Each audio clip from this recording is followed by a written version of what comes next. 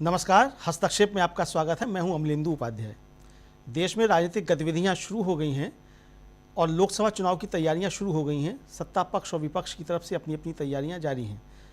रोज़ लगातार कहीं ना कहीं कोई ना कोई चुनावी जनसभा हो रही है और हर दल अपनी तरफ से अपने अपने तर्क पेश कर रहा है। तो इस समय चुनावी माहौल क्या है और देश के अंदर किस तरीके की चुनावी गतिविधियाँ चल रही हैं, इसकी समीक्षा करने के लिए DB लाइव पर एक गंभीर परिचर्चा का आयोजन किया गया। उस परिचर्चा में मैंने भी हिस्सा लिया। परिचर्चा का संचालन किया DB लाइव के प्रधान संपादक राजीव रंजन श्रीवास्तव ने। तो आइए सुनते हैं उस परिचर्चा के कुछ प्रमुख अंश साभार। अगर आपने हमारा YouTube चैनल अभी तक सब्सक्राइब नहीं किया तो इसको सब्सक्राइब कर लीजिए, वीडियो को लाइक और शेयर कीजिएगा और कमेंट करके बताइएगा भी कि इस परिचर्चा पर आपकी क्या राय है। धन्यवाद। सुनते हैं इस परिचर्चा के कुछ प्रमुख अंश साभार। भाई अब तो आयातित नेता भी हैं। कहाँ? वो क्योटो में जब नरेंद्र मोदी जी नॉमिनेशन फाइल करते हैं तो अब उनको भरोसा खत्म हो गया कि मेरे नाम से भीड़ जुटेगी। भरोसा ही खत्म हो गया। तो उनको लगा कि भाई अब दलित नेताओं को बुलाओ, जो अति पिछड़े नेताओं को बुलाओ ताकि भीड़ भी जुटे और जो हमारा कॉन्फिडेंस है वो भी वापस आए। नहीं तो क्या वो अकेले बनारस में नहीं कर सकते थे ऐसा कि उनको बुलाना पड़ा? चिराग पासवान को, पारस पासवान को, रामदास अठावले को, एकनाथ शिंदे को, इन सबको बुलाना पड़ा ना। और कहा यह गया कि एनडीए को एकजुट करके हमने संदेश दिया है। और उनकी गोदी मीडिया बोली कि इंडिया गठबंधन ऐसा नहीं कर पा रहा है। अरे तो इंडिया गठबंधन 380 सीट पर चुनाव हो जाएगा तब करेगा क्या? 380 सीट पर चुनाव हो गया तब मोदी जी को बुद्धि आई कि एनडीए को एकजुट होने का संदेश देना है। अरे अपनी सीट बचाने के लिए उन्होंने एनडीए को एकजुट किया। पूरे देश में उनको जरूरत नहीं पड़ी। क्यों? क्योंकि 4 चरण आते आते तस्वीर क्लियर हो चुकी थी कि इस चुनाव में क्या होने जा रहा है। अब तो अपनी सीट कैसे बचे यह चिंता में आ गए हैं। अब अपनी सीट बचाने के लिए उनको तमाम जो बनारस का इक्वेशन है उसके हिसाब से दलित वोटों को जोड़ना पड़ रहा है, अति पिछड़ों को जोड़ना पड़ रहा है। कैसे जुटे? देश के सारे मतदाताओं में ये संदेश साफ जा चुका है कि ये सरकार दोबारा आएगी तो संविधान नहीं बचेगा, आरक्षण नहीं बचेगा। और ये बात दिख भी रही है। नरेंद्र मोदी के भाषण में देखिए, आज कह रहे हैं कि हम हिंदू मुसलमान मानते ही नहीं है, मतलब हिंदू मुसलमान सब मेरे लिए एक जैसे हैं और अगर हिंदू मुस्लिम करते तो हम सार्वजनिक जीवन में नहीं रह सकते थे। अरे अधिकार नहीं है आपको सार्वजनिक जीवन में रहने का। ये बोल करके कि कपड़ों से पहचानो, ये बोल करके कि देश का जो विपक्ष है वो देश विरोधी है, ये बोल करके कि देश का विपक्ष जो है अधिक बच्चा पैदा करने वाला कोई देश में समुदाय है जिसके लिए काम करना चाहता है। ये देश में अधिक बच्चा पैदा करने वाला समुदाय, ऐसा बोलने वाले व्यक्ति को सार्वजनिक जीवन में रहने का क्या अधिकार है? जो अपने देश के अल्पसंख्यक समुदाय को, मुसलमान को घुसपैठिया बोले जो नेता, उसको इस देश में सार्वजनिक जीवन में रहने का क्या अधिकार है? आपने जो बात रखी है वास्तव में वो सवाल बनकर आपसे पूछा जा रहा है। और कल आपने ये बात कही और आज फिर आप उसी एजेंडे पर लौट आए और आज फिर महाराष्ट्र से वैसी ही बातें कर रहे हैं, हिंदू मुस्लिम कर रहे हैं। बिना नफरत की सियासत के आपसे राजनीति होती नहीं है। आपने अपनी पार्टी में तय कर लिया कि एक भी मुसलमान को टिकट नहीं देंगे, चुनाव नहीं लड़ाएंगे। इससे ज्यादा और क्या प्रमाण चाहिए कि आप हिंदू मुस्लिम करते हैं, खुलकर करते हैं, खुलकर बोलते हैं। प्रेम कुमार जी, इस साइकोलॉजी को जरा समझाइए कि जब आप समझते हैं, हम समझते हैं, देश दुनिया के लोग समझते हैं कि मोदी जी कल कुछ और कह रहे थे, आज कुछ और कह रहे हैं, हिंदू मुसलमान पे बयान दे रहे हैं देश के सबसे बड़े चैनल को और कह रहे हैं कि अगर मैं हिंदू मुसलमान करूंगा तो सार्वजनिक जीवन में मुझे रहने का कोई अधिकार ही नहीं होगा, रह ही नहीं सकूंगा। फिर निकलते हैं और फिर उसी पे आ जाते हैं। तो क्या हम आप जैसी जनता जो है वो महामूर्ख है या हमको महामूर्ख का तमगा लगा करके ही देखा जा रहा है, या उसी चश्मे से देखा जा रहा है कि ये मूर्खों को हम जो भी कहेंगे वही ये लोग, ये जो महामूर्ख हैं ये वही समझेंगे? क्या हम ही लोग महामूर्ख हैं जो इन बातों को समझ नहीं पा रहे हैं? हम जैसी जनता, हमसे मतलब ये नहीं कि मैं एक पत्रकार, आप एक पत्रकार, वो नहीं, उससे बाहर निकल के जरा इस साइकोलॉजी को समझाइए। मैं समझ नहीं पाता हूं, कई बार परेशान भी होता हूं कि भाई कोई आदमी सरासर मुंह पे झूठ कैसे कह सकता है? मंच पे खड़े होकर आप कैसे इतनी झूठ कह सकते हैं? दरअसल राजीव जी, नरेंद्र मोदी जी को सफलताएं लगातार मिली हैं, चाहे जिस किसी तरीके से मिले, चाहे जो भी जोर लगाकर उन्होंने हासिल की हो, लेकिन उनको सफलताएं मिली हैं।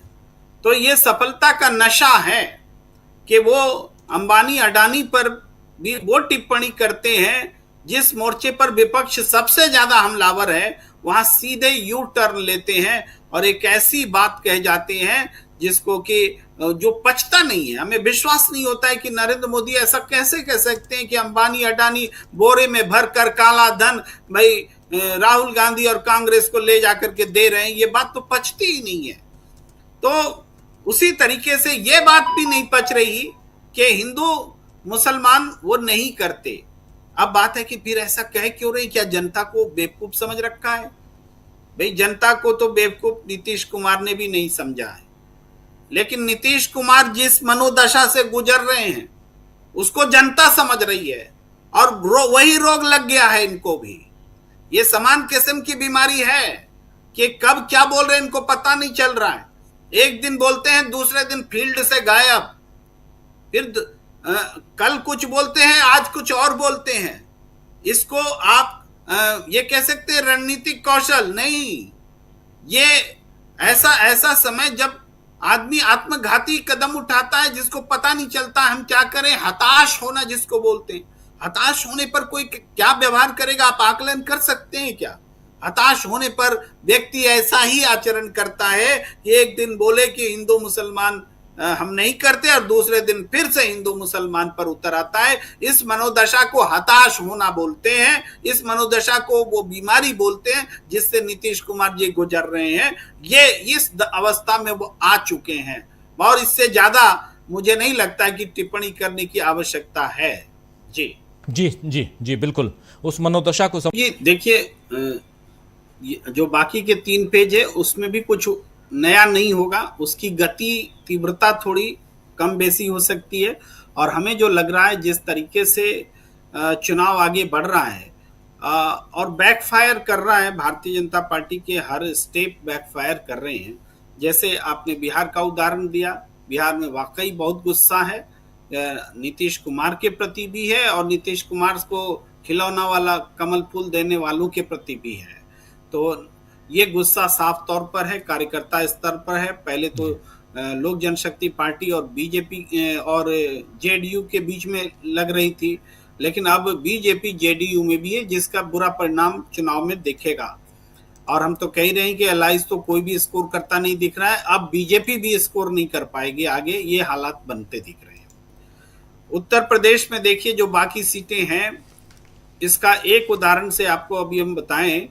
अभी एक तस्वीर चल रही है कि अमित शाह जी से वो श्रीकला जी की मुलाकात हुई है जौनपुर में, जो उम्मीदवारी जिनकी खत्म कर दी गई थी, धनंजय सिंह की पत्नी। अब ये सोचिए, धनंजय सिंह जेल चले जाते हैं जब वो चुनाव लड़ना चाहते हैं, और जब टिकट कैंसिल हो जाता है उनकी पत्नी का तो जेल से बाहर आ जाते हैं। और अब ये तस्वीर दिख रही है कि श्रीकला जी जाकर के अमित शाह से फूल का आदान प्रदान हो रहा है। तो ये जो बात है, हो सकता है, लेकिन ये पूरा खेल इससे समझ में आ रहा है कि बीजेपी कितनी डरी हुई है कि एक सीट को मैनेज करने के लिए कितना बड़ा खेल खेल रही है। तो ये तस्वीर वास्तव में पूरी गुप्त रणनीति का खुलासा करती है और उसकी तस्दीक करती हुई ये तस्वीर है। जी एक और बात हम देख रहे हैं कि अभी खबर है कि थोड़ी देर पहले ये आईपीएल मैच देखने के लिए महिला पहलवान और साथ के पहलवान साथी बजरंग पुनिया दूसरे 5 लोग गए। वो अपना टिकट लेकर के देखना चाहते थे, लेकिन उनको नहीं देखने दिया गया, आईपीएल देखने नहीं दिया गया। यानी मतलब उसने क्या गुनाह किया? खिलाड़ी खेल नहीं देखेगा तो और कौन देखेगा? लेकिन खिलाड़ियों को खेल देखने नहीं दिया गया, कोई कारण नहीं। पुलिस जबरदस्ती उनको न अंदर जाने दे रही थी, न बाहर निकलने दे रही थी। और अब थोड़ी देर बाद पहले जब वो बाहर आए हैं तो उन लोग अपनी स्थिति बता रहे हैं। तो ये सिर्फ दिल्ली में घटी घटना नहीं है, ये घटना उसी किस्म की घटना है जो तस्वीर आप थोड़ी देर पहले चर्चा कर रही थी कि कैसे देखो संविधान खत्म हो रहा है, कैसे मारा जा रहा है लोगों व्यक्ति को इसलिए कि आप बीजेपी को वोट नहीं दोगे। ये वैसी तस्वीर है भाई। महिला खिलाड़ी जिसने आवाज उठाई, और महिला खिलाड़ी जिसके लिए पुरुष खिलाड़ी ने आवाज उठाई, आवाज उठाना इतना बड़ा गुनाह हो जाएगा कि खेल देखने से रोक दोगे, स्टेडियम जाने से रोक दोगे। ये एक पूरे देश में लोगों की आत्मा को झकझोरने वाली घटना घटी है। तो जो आप बता रहे हैं, चाहे बंगाल हो, बिहार हो, झारखंड हो, उत्तर प्रदेश हो, इन प्रदेशों का टोन एक जैसा है। इस बार बीजेपी को आने नहीं देना है, ये टोन है। और इसके बावजूद कि उत्तर प्रदेश में डबल इंजन की सरकार है, इसके बावजूद कि बीजेपी संसाधनों से परिपूर्ण है और बहुत मजबूत है, लेकिन ये सारी मजबूती हवा होती दिख रही है जमीनी स्तर पर, क्योंकि जनता इस बार इन निरंकुश सत्ता को और बर्दाश्त करने के लिए तैयार नहीं है। ये निरंकुशता के लिए, लोकतंत्र बचाने के लिए और अपने आने वाली पीढ़ियों के लिए एक स्वतंत्र वातावरण, भय मुक्त वातावरण हो, इसके लिए जनता की वेदना, जनता की जागरूकता, एक तरह से जाग गई है जनता। जी जी बिल्कुल। कैसे एक तरफ जनता है और दूसरी तरफ प्रशासन है। आशा है ये वीडियो आपको पसंद आया होगा। इसको ज़्यादा से ज़्यादा शेयर करें, लाइक करें, सब्सक्राइब करें चैनल को, फेसबुक पेज को फॉलो करें और ज़्यादा से ज़्यादा इसको सब्सक्राइब करें।